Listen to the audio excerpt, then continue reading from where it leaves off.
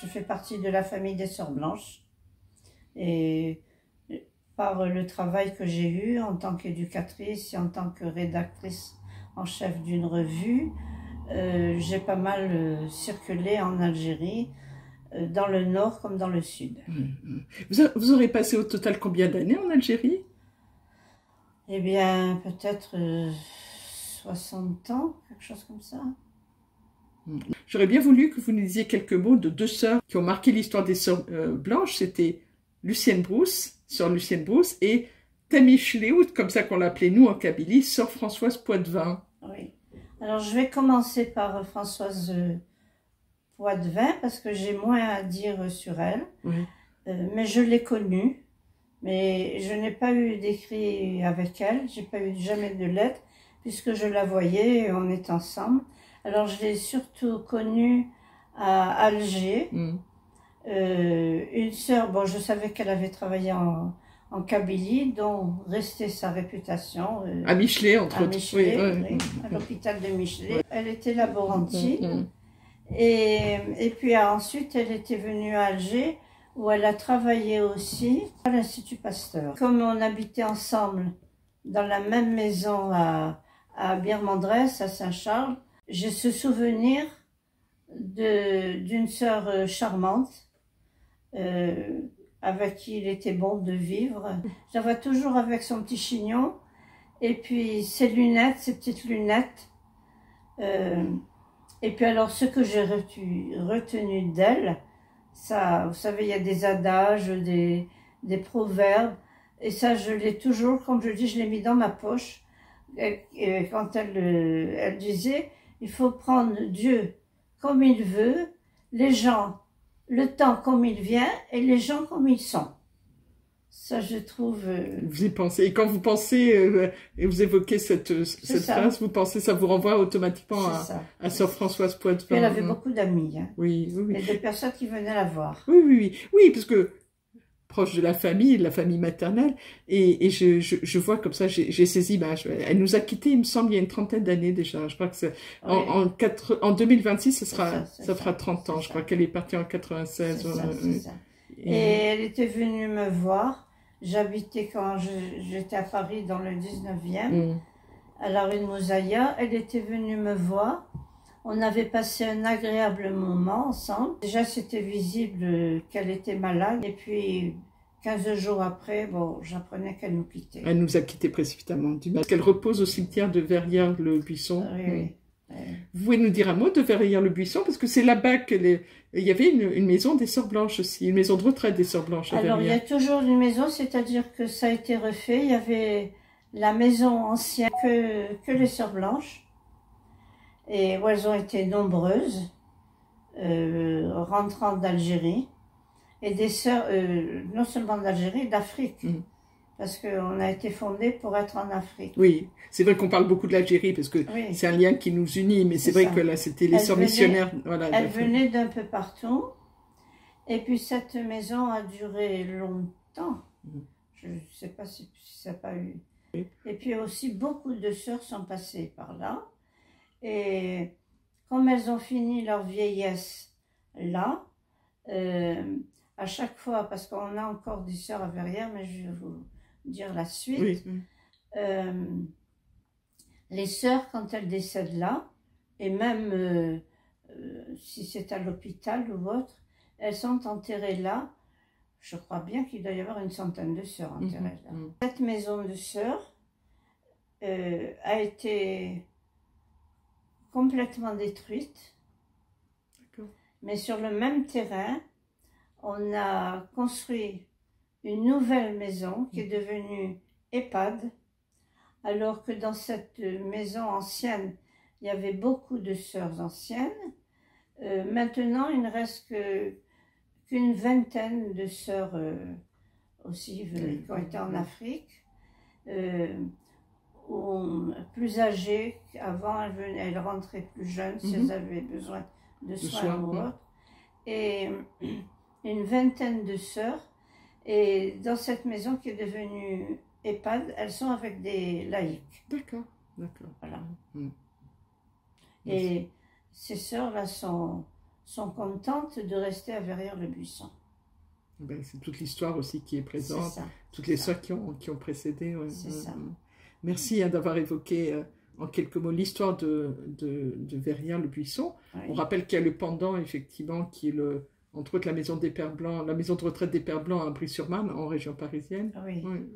Témoignage. Et dans les sœurs, j'ai dit deux, mais on dira peut-être un mot de la québécoise que vous avez un peu côtoyée aussi, Sœur Cécilia. Ah, Sœur Cécilia, je l'ai bien connue. Oui, Sœur Cécilia Bergeron. Bergeron, mais aussi je n'ai pas de courrier avec elle, c'est toujours pareil. Quand je vis avec les sœurs dans la même maison, En toute logique. On n'a pas à s'écrire.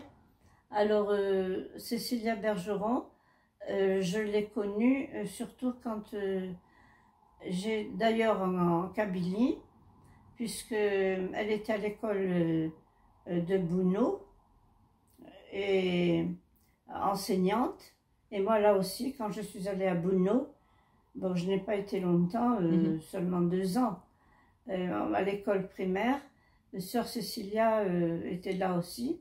Une sœur charmante aussi, très attentive aux autres et aux jeunes, aux enfants et aux personnes. Et ensuite, quand j'ai quitté la Kabylie, que j'étais à Alger, justement quand je travaillais pour la rédaction, j'ai habité la Casbah avec elle, la Casbah d'Alger pendant 2 ans. Et là, nous étions toutes les deux seules dans cette maison qui pour moi c'était, je me croyais dans la maison de Sherazade. C'est la fameuse maison dont on parlait l'autre jour, c'est ça, qui se trouve, vous m'avez donné l'adresse l'autre jour, j'ai oublié. 81 rue de la Casbah. Au moment de prendre sa retraite, Cécilia est rentrée dans sa famille, parce qu'elle était originaire du Québec, du nord du Québec. Elle est rentrée effectivement à Montréal, où j'ai eu le bonheur et la chance de la rencontrer, parce elle habitait la maison des Sœurs Grises. Et puis celle qui est effectivement la troisième, mais pas la moindre, malheureusement que je n'ai pas eu la chance de rencontrer, mais qui a marqué également mon histoire, c'est Lucienne Brousse. Alors Lucienne Brousse, oui, alors elle c'est une, disons, dans tous les souvenirs et toutes les connaissances, c'est vraiment une personnalité. Parce que c'était une linguiste, et bon, qui parlait déjà plusieurs langues, mais surtout qui s'est spécialisée pour la langue arabe, tant dialectale que littéraire, et pour la langue kabyle. D'ailleurs, elle a écrit l'histoire du Petit Prince en arabe littéraire. Et puis alors, une personne de relation aussi, qui a eu beaucoup d'amis. Et alors, moi, j'ai eu cette chance de vivre avec elle, bon, un peu à Birmandress, mais à la rue Hariched, à Alger même, Alger Centre, derrière les galeries algériennes. D'accord, oui. Donc pas loin de la Grande Poste. C'est ça. Et j'ai fait un recyclage d'arabe littéraire. Et j'étais restée, je ne sais plus, 2 ou 3 mois, peut-être 3 mois. J'ai vécu avec elle et j'ai toujours admiré sa pédagogie. Bon, moi-même, j'ai étudié la pédagogie et enseigné, mais elle, en plus, elle ne décourageait personne. Elle prenait la personne, et comme c'est arrivé avec moi, au niveau où elle était, et puis elle essayait de la faire monter, de donner plus de connaissances. Elle s'adaptait souvent. Oui, alors j'ai beaucoup aimé sa pédagogie. Ça a été un bel exemple pour moi. Elle était très joyeuse aussi. On a bien ri des fois. Et puis je dirais, malheureusement, elle est venue ici, bon, qui est l'EHPAD, puis elle est venue malade. Et je dois dire que je l'ai accompagnée, disons, non pas en tant que soignante, mais en tant que compagne et au niveau de la relation. Et elle a beaucoup souffert. Et je l'ai accompagnée jusqu'au moment de son décès, je n'ai eu qu'un regret. À l'hôpital, j'avais été la voir. Elle avait fini en soins palliatifs à l'hôpital Saint-Joseph. Il y avait un quart d'heure que je venais de la quitter qu'elle est partie. Elle a résidé dans la maison de retraite Ici, où nous nous trouvons. Hein, ici. Puisque vous évoquez l'hôpital Saint-Joseph, on est à quelque part. Voilà, exactement. Qui est tout près, qui est à pied, qui est à 20 minutes. Enfin, pour moi, oui. D'autres en 10 minutes. Et, bon. Et alors ici aussi, elle s'est fait pas mal d'amis. Et puis les personnes d'Afrique du Nord étaient étonnées qu'elle parle si bien soit l'arabe, soit le kabyle. Sœur Cécilia, comme sœur Françoise Poitvin et sœur Lucienne Bruce, elles ont passé de longues années en Algérie parce qu'elles sont arrivées jeunes sœurs. Elles devaient avoir entre 20 et 25 ans. Et rappelez, effectivement, je dis qu'elles étaient au contact, ici déjà, mais encore plus en Algérie, au contact de la population, qu'elles étaient, voilà, en plus, elles étaient actives dans leur vie, qu'elles ont gardé des liens, et que si on les évoque aujourd'hui, c'est parce qu'il est important de rappeler l'importance de ces personnes pour beaucoup de familles, et on les évoque encore aujourd'hui. Il y a une petite particularité concernant sœur Lucienne Bruce. Comment j'ai entendu parler d'elle la première fois, c'est parce que ça m'a surpris, mais j'ai vu au moment de son décès qu'elle a demandé à être inhumée, et la tenue qu'on lui a fait porter, robe kabyle. Et en parlant de robe kabyle, elle a eu un anniversaire, peut-être 1 ou 2 ans avant son décès, et les responsables lui avaient fait une surprise.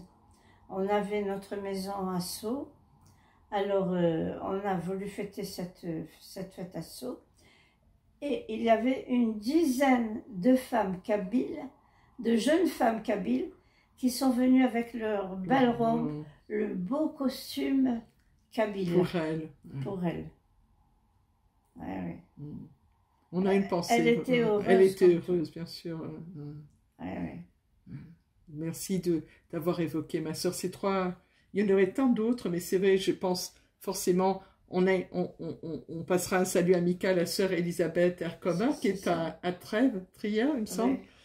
Et c'est vrai que quand je parle de Trèves et de l'Allemagne, je pense forcément à une autre personne dont nos vies ont été, nos chemins se sont croisés pendant un moment, c'est sœur Ange-Marie. Donc c'est tout ça, c'est important pour moi, en tout cas, de leur rendre hommage, comme je l'ai fait déjà pour rendre hommage au Père Blanc. J'ai eu l'occasion de rencontrer, puis ce sera l'occasion d'évoquer aussi un livre précieux que vous m'avez offert, une lecture effectivement d'un monsieur qui a été pensionnaire chez les Pères Blancs, Étienne. J'insiste sur les relations et qui font, moi j'ai vous m'avez connu, on s'est connus, mais j'ai des amis justement, kabyles et autres qui viennent me voir. Que vous avez connu en Algérie? Que j'ai connu, non, pas forcément. Ici, oui. Ou qui par renommée, par relation, ont entendu parler de moi, et puis les personnes ont donné mon nom, mon adresse, ils sont venus me voir.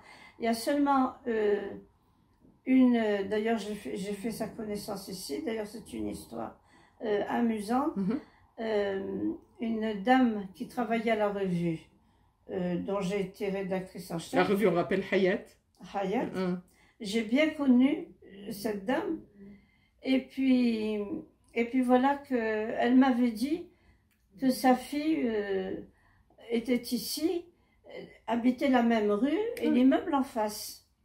Alors j'ai fait la connaissance de cette dame qui a été, elle était dans la recherche, anthropologue, quelque chose comme ça. Anthropologue ou ethnologue. Une situation assez importante. Et puis la pauvre, comme elle avait été malade, elle avait dû renoncer. Et puis elle a eu 2 petits garçons. Elle a été malade quand elle a eu les 2 jeunes enfants. Elle pensait même ne pas continuer à vivre, et elle disait, et elle a dit souvent, d'ailleurs en ce moment ils vont passer le bac là, elle me disait, je veux vivre jusqu'au moment où mes 2 garçons passeront le bac. La force de la plus le foi, bac. quelque part. Hein. Oui. Et puis, elle est très croyante, hein, musulmane. Et puis alors, voilà qu'un jour, sa maman vient. Et puis, voilà qu'elle vient ici me voir. Je ne suis pas toujours là. Bon, je sortais un peu plus que maintenant. Je suis parfois absente. Et arrivée à l'accueil, quand je suis rentrée, on me dit, il y a deux dames qui sont venues vous voir. Et alors, je dis, vous savez qui est-ce? Elle dit, non, mais je crois que ce sont deux dames d'Afrique du Nord, elles n'ont pas donné de nom. Alors je dis, la prochaine fois qu'elles viennent, quand elles viendront, si je suis pas là, si je suis là, il n'y a pas de problème, demandez le nom et le numéro de téléphone. Bien sûr. Elles reviennent une deuxième fois, je n'étais pas là. Et vous sortiez beaucoup à l'époque, ma soeur. Et puis à ce moment-là, j'avais ma soeur bien malade. Oui, vous étiez, oui. Et puis alors, quand elle me dit ça, donne le nom, je dis, ah, mais je la connais, puis le numéro de téléphone. Puis voilà, je fais le numéro de téléphone pour leur parler. Et puis, j'ai pas fait attention au numéro. Vous êtes trompé dans un chiffre, c'est ça? Non, le numéro était bon. Et alors, souvent, je me mets, quand je téléphone... À la fenêtre? Derrière la fenêtre. Elle vous a vu en face? Elle était en face. Oh, c'est génial, quelle coïncidence. On a ri. Ah ben oui. On s'est donné rendez-vous, puis je suis allée la voir, elle est venue me voir. C'est génial. C'était une histoire amusante. Ah, c'est beau. Et comme vous assistiez dans des périodes un peu tourmentées, voilà, pour vous, il n'y a pas de... On ne classe pas les gens par religion, vous l'évoquiez, c'était une dame très croyante musulmane. Et c'était le cas déjà à l'époque où vous viviez en Algérie, il n'y a jamais eu de... Les religions se sont toujours côtoyées. Moi, j'ai connu dans ma famille, d'ailleurs, enfant, j'ai connu des coutumes de l'islam, parce que ma mère, et puis dans la famille, on avait de bonnes relations. Et j'ai assisté à un mariage nous étions adolescentes, puis il y en a une, Sadia, qui s'est mariée, on avait été, tous les enfants de les connaissances, on est allés au mariage. Bon, alors déjà, on n'a jamais fait de ségrégation. Pour nous, c'était toujours dans les relations, d'abord en famille, et puis après en tant que religieuse et autres, une personne humaine est une personne. Exactement. Et on l'a respecté dans ses croyances, même j'entendais parler à mes frères qui étaient bien, j'avais une grande différence, et mon père, même dans leurs opinions politiques, qui étaient très différentes. Respecter l'autre. Bon, on se respectait. Et quand je pense que quand mon père est décédé, il y a eu la grippe, c'était la grippe asiatique. Toute la famille avait eu la grippe, moi je ne l'ai pas eu. Quelle année ma soeur est décédée? C'est 42? Non, 58. 58? Ah, non, 57, quelque chose comme ça. Pendant la guerre qu'il y a eu là. Oui, non, c'est 58, la date de décès. Oui, puisque 42, vous l'auriez à peine connu. C'est ça. Et puis en plus, quand mon frère est né, mon frère est né, tous ceux qui étaient sur place de la famille, on a eu la grippe, sauf moi. Et mon frère aîné comme il était militaire de carrière, il était à Paris. Alors, le temps qu'on l'avertit, c'est le temps, bon, je dirais pour nous, on peut faire attendre pour les funérailles. On a dû attendre 48 heures. Et puis, et c'était la coutume à l'époque, c'est pas comme maintenant, on veillait le défunt. Oui. Bon. Et j'ai veillé, comme ils étaient tous fatigués avec cette grippe et autres, j'ai veillé mon père avec monsieur Aïd Saïd, le voisin du dessous, qui lui c'était un instituteur. On a passé toute la veillée, je n'oublierai jamais, j'ai passé la veillée avec monsieur Aïd Saïd. Mais ça, au niveau de relations, oui, on peut. Oui. On a fait que créer des liens. Oui. Et d'ailleurs, ces liens existent toujours aujourd'hui. Oui. Qu'on soit. Moi, j'ai des amis. Et puis les nouveaux, les personnes qui parce qu'on a ce lien commun qu'est l'Algérie, viennent vous voir pour évoquer des souvenirs Voilà, vraiment puis j'ai importants. des amis, ça me fait penser qu'il y en a une, je dois lui téléphoner. Mhm. Alors elle, elle était médecin en Algérie, sa sœur pharmacienne. On s'était connus en Algérie. Et à chaque fois qu'elle passe à Paris, elle vient me voir. Et là, à Sierre, dernièrement, elle m'a appelée parce que, et alors c'est comme ça que j'ai appris qu'elle était de passage et qu'elle était chez sa fille. Bon, pendant un moment, pendant tout le temps du Ramadan, elle est chez sa fille. Elle voulait absolument m'inviter pour un tour le soir. Là aussi, combien de fois pendant le Ramadan, j'ai assisté à des tours. C'est de mon souvenir, c'est la première fois que le carême correspond à la période du Ramadan. Ah, oui. Vous pensez, enfin, est-ce que c'est une période particulière pour vous? La particulière, je veux dire, c'est un peu spécial parce que ça tombe comme ça.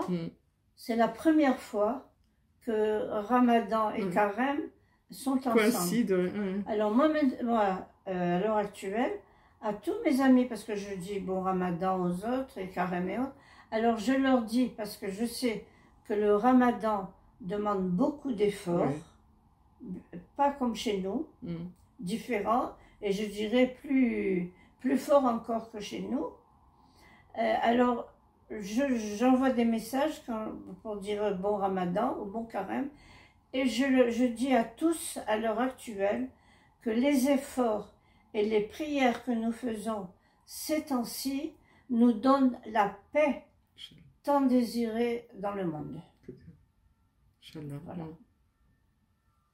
Que Dieu nous entende. Voilà. Merci beaucoup, ma soeur. Merci encore de votre... On est redevenu sérieuse de 3 minutes, mais on va souhaiter en tout cas un bon carême et un bon Ramadan. Et un bon Ramadan, oui. Moi, je vous remercie aussi parce que vous réveillez ma mémoire. Merci. Vous entretenez ma mémoire.